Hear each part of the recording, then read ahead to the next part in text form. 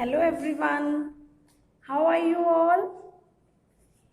I think you all are fine. आज हम करेंगे बच्चे पाठ 13 केंद्रीय संदेश। बच्चे केंद्रीय संदेश मतलब जो किसी कविता में कवि द्वारा संदेश दिया जाता है।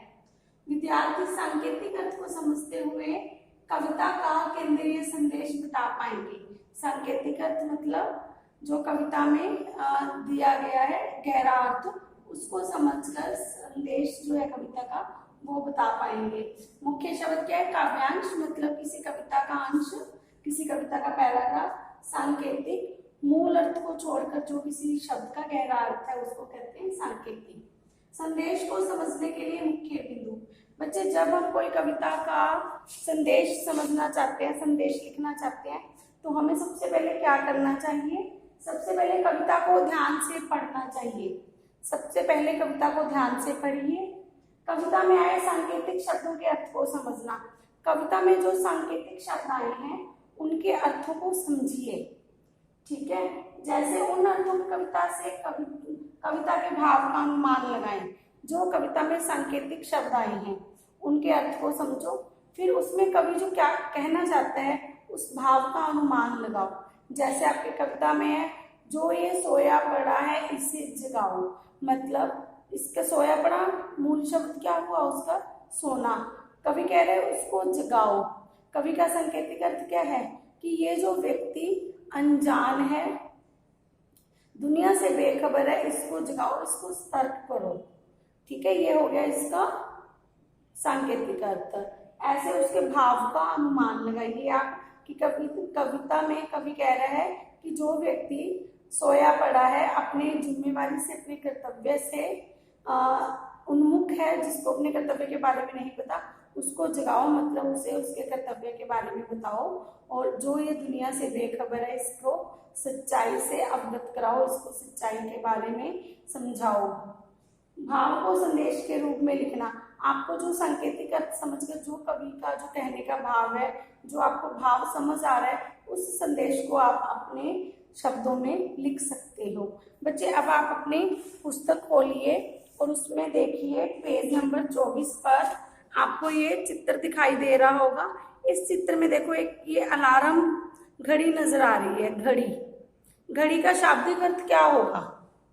हाँ जी, घड़ी का शाब्दिक अर्थ क्या होता है? घड़ी का शाब्दिक अर्थ ये कि घड़ी हमें समय बताती है ना, सही समय बताती है। और इसका सांकेतिक अर्थ क्या होगा? हाँ जी बताइए। सांकेतिक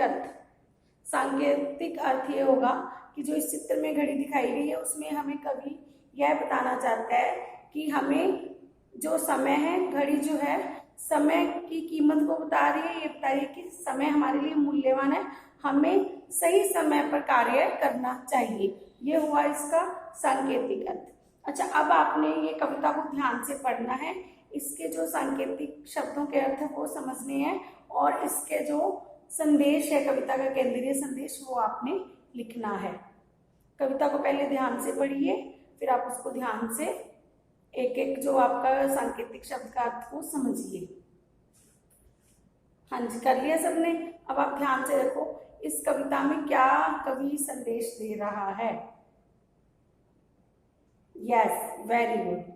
कविता में कवि संदेश दे रहा है कि हमें जो है, जो व्यक्ति समय पर कार्य करता है वही सफल होता है। जो व्यक्ति सोया रहता है अर्थात कोई जिम्मेवारी समय पर नहीं पूरी करता, जो अपने आसपास की दुनिया से बेखबर है, वो सूरज, पंछी, पवन सबको कह रहा है कि इसे जगाओ, अर्थात इसे जो सपनों की दुनिया में खोया हुआ है, किसी और सोच में डूबा हुआ है, उससे उसे बाहर निकालो और उसे उसकी जिम्मेवारियों का एहसास कराओ ताकि वो अपना कार्य सही समय पर कर सके। ये था इसका संदेश। हाँ जी, अब आप ये बताइए कविता में कवि सांकेतिक शब्दों का प्रयोग क्यों करता है? हाँ जी, कविता में कवि सांकेतिक शब्दों का प्रयोग इसलिए करता है क्योंकि उससे कविता प्रभावशाली लगती है। और देखो बच्चों, सीधी पाठ भाषा में जो कविता बोली जाती है ना, वो हमें लंबे समय तक याद नहीं रहती, वो हमें रोचक भी नहीं लगती, इंटरेस्टिंग नहीं लगेगी। जब कवि सांकेतिक शब्दों का प्रयोग करेगा तो वो हमें जो कविता है वो अच्छी लगेगी और उसमें जो भाषा की रोचकता बढ़ जाएगी, इसलिए कवि सांकेतिक शब्दों का प्रयोग करता है। बच्चे अब आपने अपनी वर्कबुक में 12.2 जो है वो कंप्लीट करनी है।